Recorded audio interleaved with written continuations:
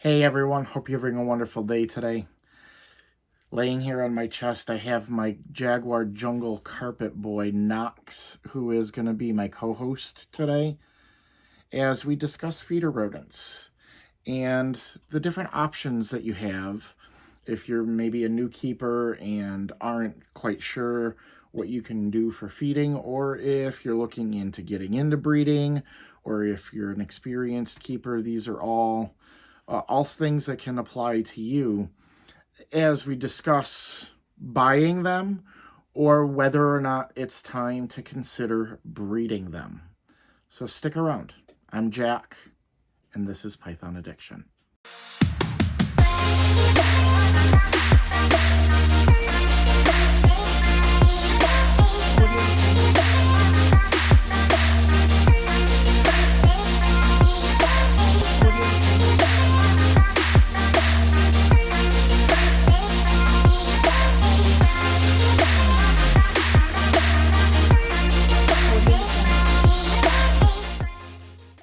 Hey everyone, thanks for joining.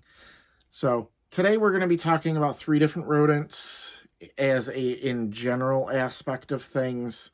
And those 3 are the mouse, which is the common mouse, the common rat, some people call it the Norway rat or the Norwegian rat, and the ASF or African soft fur. And these are going to be the ones that I'm going to be talking about or referencing. And I know that there's other feeder options that are available, like quails or chicks and stuff like that. But these are the ones that are the easiest, in my opinion, to be able to breed if you do choose to breed your own. And they're what's most common in the industry. So when should you be buying your rodents? Generally speaking, number one, if you're feeding live and on a weekly basis, and if they're available to you. The availability aspect is the key aspect of when you should be buying your rodents. Do you have a regular supplier? Do you have someone that is a backup in case your regular supplier happens to not have any?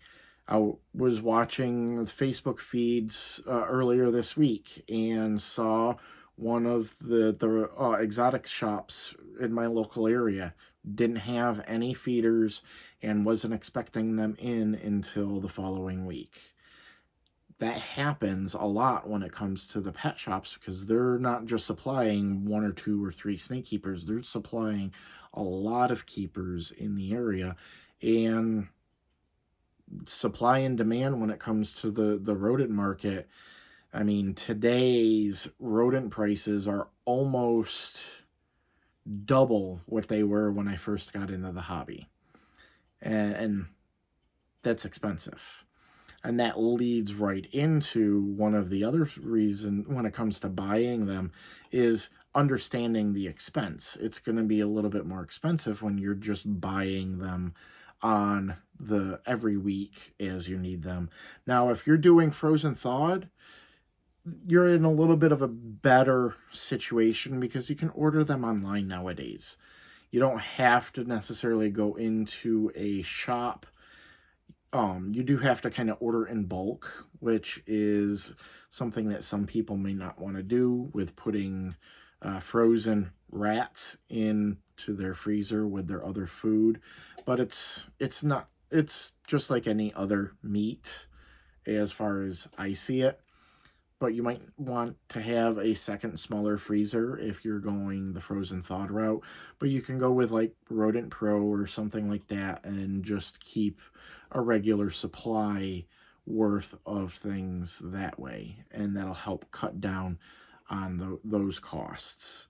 A cheating trick when it comes to if you're buying them that way, maybe if you have a couple of other reptile keeping friends, connecting with them and doing one bulk order to help on the shipping aspect of things instead of just each of you doing a small order or something like that. Just little food for thought. Now, the other thing, again, taking into consideration is how many you're going to need. If you have like 1 or 3 or 4 snakes, it's not a huge issue to go out and buy them on a regular basis, live or frozen thawed. However, if you've got a larger collection, that's when it can become a problem. So you have to understand that if you're feeding 20 snakes and you need 20 small rats, and you walk into your local pet shop and say, hey, I need 20 small rats, they might look at you and say, we don't have 20 available today. What are you going to do? So that's when you have to start really thinking on the other side of things. So now, on the flip side, when should you start considering breeding your own rodents? I just went over the first whole aspect, availability. If you live in an area to where you have to drive an hour each direction just to pick up one small rat every week, that might not be something that's convenient for you to do. Or if there's no other rodent breeders in your area that you're able to get your rodents from, buying becomes a potential concern or a problem. More so, again, if you're not doing frozen thawed and you're doing live, because it's a lot harder to buy a batch of small rats, for example, and them stay small for a couple of weeks. When you're feeding them, they're going to get bigger. They might grow beyond the size that your snake is able to eat in that time frame. So that's when you might want to consider breeding. The other we also talked about is the size of your collection.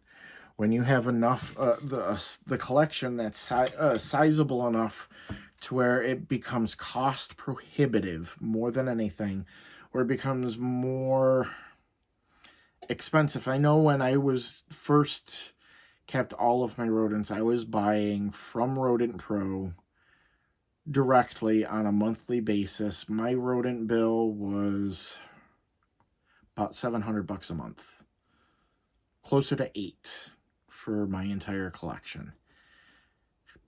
Now that I'm breeding my own, and we'll get into a little bit of that in a few minutes, but my costs now like $200 a month. So I've got a huge savings in breeding my own, but that comes at a cost as well. Again, we'll talk about that in just a moment. But that's things that you need to take into consideration when you're considering breeding rodents for yourself. Is how much is it going to cost me to just continue buying them on a regular basis myself? Or is it going to be something that I should start thinking about? And that's where we get into the aspects of what I was just discussing, is if you make the decision to do your own breeding, or you kind of have to do it out of necessity, what are you going to need? Again, specifically talking ball pythons, generally speaking, you're going to need 2 females and obviously a male for those females to be able to feed 1 snake. And you're going to have leftovers if you're feeding live. If you're feeding frozen thawed and buying frozen thawed from places like Rodent.pro just becomes cost prohibitive for whatever reason for you, then I would look at, because you're going to have to put down or dispatch your own before you freeze them if you're making your own frozen thawed. So it's things to take into consideration. Because if you have just 1 snake, that snake is eating at a maximum of only 4 rats a month. And a regular, generally speaking, a rat will produce between 4 to around 10 babies per litter. So you might have small for 2, maybe 3 weeks out of that. But generally by the 4th week, those babies, after the end of the month, they're going to be going into medium or approaching, if it's a male rat, more towards a large-sized rat. And that will be sized out for you won't be able to feed that to your snake the following month if you're feeding live. So that's why you kind of have to have 2 females, and you kind of have to do a rotation on their breeding to make sure that you always have your size available. And then you have to find homes or other reptile keepers that might need the leftovers that you produce, which might not be a bad thing, because you could potentially, like I was saying earlier, strike up a deal with another reptile keeper that might be in the area or something like that. It can help cover some of the costs of the feed, the bedding, and stuff like that. So for me now, like what I was saying earlier, for me, I breed all 3 because I need them for the various snakes that I have. I don't breed ASF or feed ASF, generally speaking, to any of my babies until I keep them as a holdback, because not everyone has access to the ASFs. So I try to keep on mice or rats and keep that exclusive, keep them away from the ASF unless it's something like a picky eater or something that doesn't start to eat. I'll try them with the ASF and then go forward from there. But that's one of the reasons why I breed all 3. But which one of them should you consider? Well, number 1, it's going to be dependent again on what you have for snakes. Do you have 1, 2, 3? Are they babies, or have you not even gotten your snake yet? You're not sure exactly what you're going to have. You're going to have to take a look at that. My recommendation, and this is my personal thoughts on this, because a good portion of my younger snakes, at least, are on this, and I was able to switch one of my live-only picky eaters over a little bit to this, is ASFs. If you can breed them, then that would be the one that I would suggest if you're just a ball python keeper. And that is because at adulthood, they're about the size of a small rat.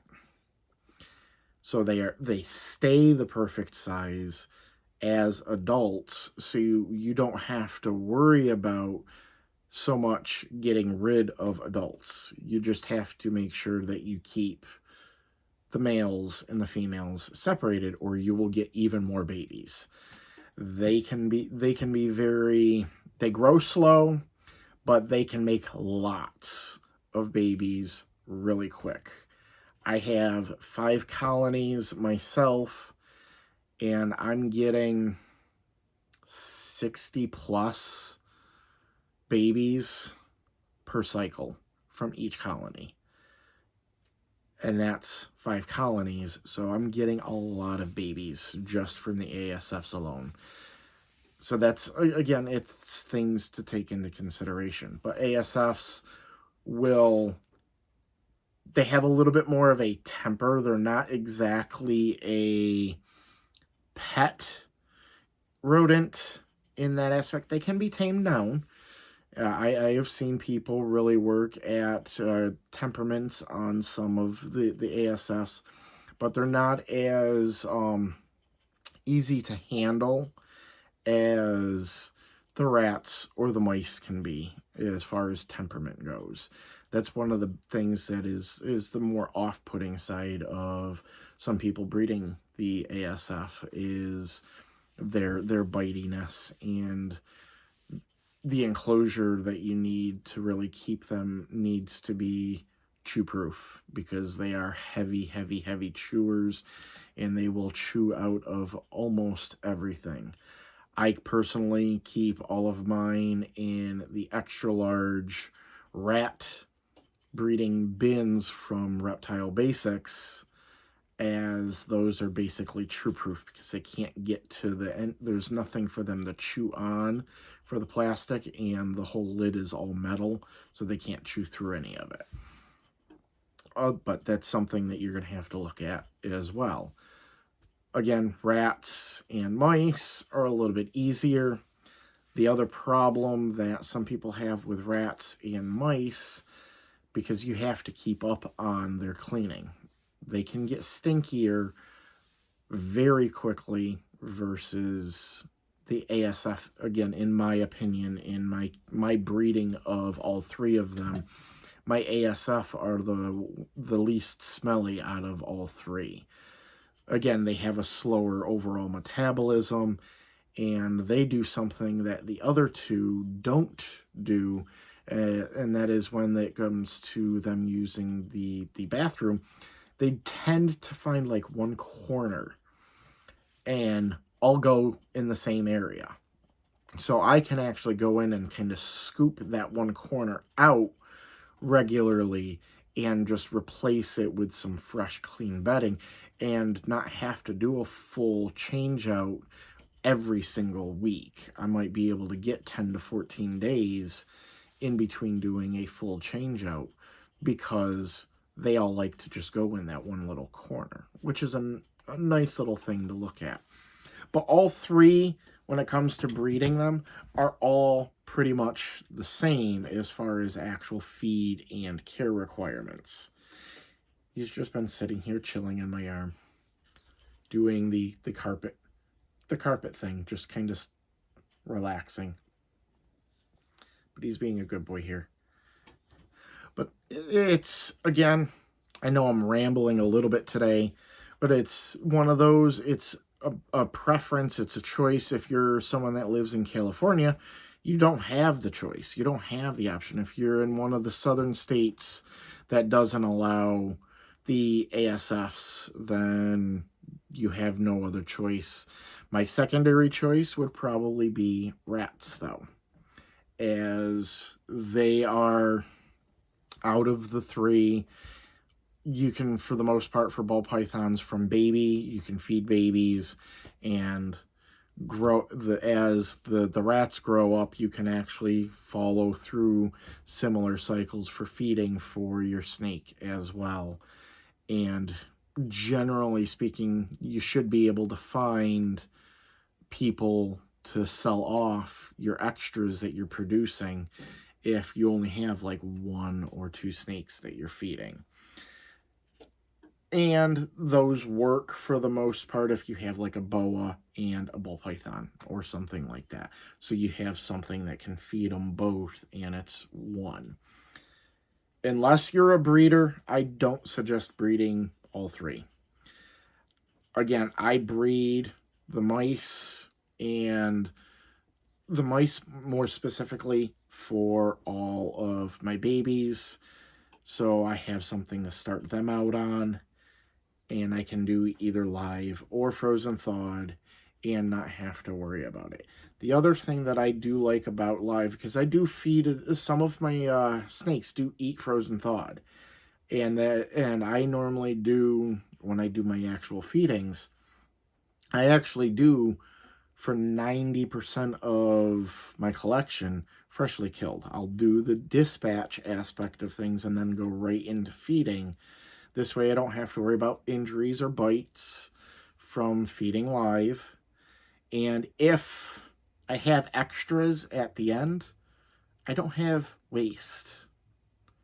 I can simply take what hasn't been fed off or offered, and I can freeze it.